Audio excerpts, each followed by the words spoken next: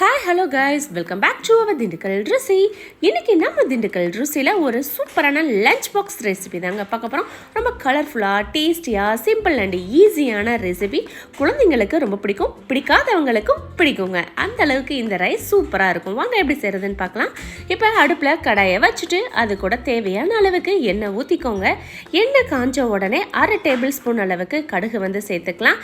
அது கூடவே 1/2 table spoon சோம்பு, 1 டேபிள் ஸ்பூன் அளவுக்கு கடலை பருப்பு, 1 டேபிள் ஸ்பூன் அளவு உளுந்தம்பருப்பு வந்து சேர்ந்து பொரிஞ்ச உடனே பருப்புகள் வந்து பொன்னிறமாக ஆன உடனே நம்ம கட் பண்ணி வச்சிருக்கிற வெங்காயத்தை வந்து சேர்த்துக்கலாம்.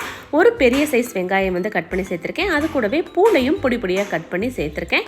2 பச்சை மிளகாவை நீல வாக்கில் கட் பண்ணி சேர்த்துக்கோங்க. இப்போ இந்த வெங்காயம், பச்சை மிளகா, பூண்டு எல்லாம் வந்து நல்லா வதங்குற வரைக்கும் வதக்கிக்கோங்க.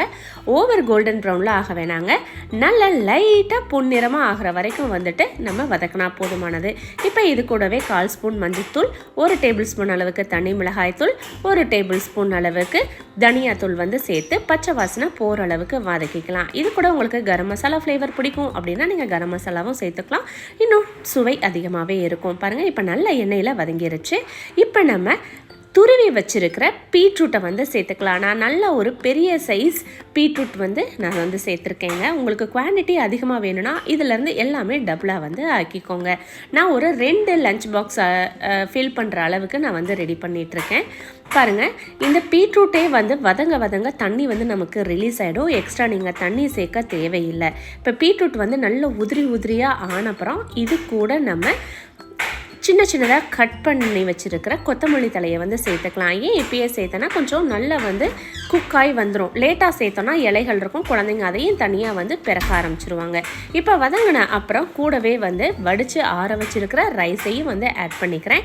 ரைஸை அப்படியே சூடாக போட்டிங்க அப்படின்னா ரைஸ் எல்லாம் வந்து உடஞ்சி வந்துடும். அதனால் குக்கரோ இல்லை வடித்த சாதமோ கொஞ்சம் ஆற விட்டுட்டு நம்ம இதில் போட்டு கிளறணும் அப்படின்னா சாதம் உடையாமல் அப்படியே நீல வாக்கில் நமக்கு வந்து கிடைக்கும். கிண்டுறதுமே வந்துட்டு மேலாப்பில் கடகடன்னு கிண்டாமல் அடியிலேருந்து மேலே பூ போல் எடுத்து கிண்டும் போது நமக்கு ரைஸ் ஃபுல்லாக வந்து கலர்ஃபுல்லாக வந்து மாறி நல்ல மசாலாவும் ஒன்று சேர்ந்துடும். லாஸ்ட் அண்ட் ஃபைனல் ஸ்டேஜாக 1 டேபிள் ஸ்பூன் அளவுக்கு நெய் வந்து சேர்த்து இறங்கி பரிமாற ஆரம்பிச்சிடலாங்க. இப்போ நமக்கு சுவையான, டேஸ்டியான, கலர்ஃபுல்லான டிஃபன் பாக்ஸ் ரெசிபி பீட்ரூட் சாதம் ரெடி. இந்த சாதத்தை உங்கள் குழந்தைங்களுக்கும் செஞ்சு கொடுங்க. கண்டிப்பாக அவாய்ட் பண்ணாமல் சாப்பிடுவாங்கங்க. இந்த வீடியோ உங்கள் எல்லாருக்கும் பிடிச்சிருக்கும்னு நினைக்கிறேன். பிடிச்சிருந்ததுன்னா மறக்காமல் நம்ம சேனலை லைக் பண்ணுங்கள், கூடவே சப்ஸ்கிரைப் பண்ணிக்கோங்க. தேங்க்யூ ஃபார் வாட்சிங். See you next week.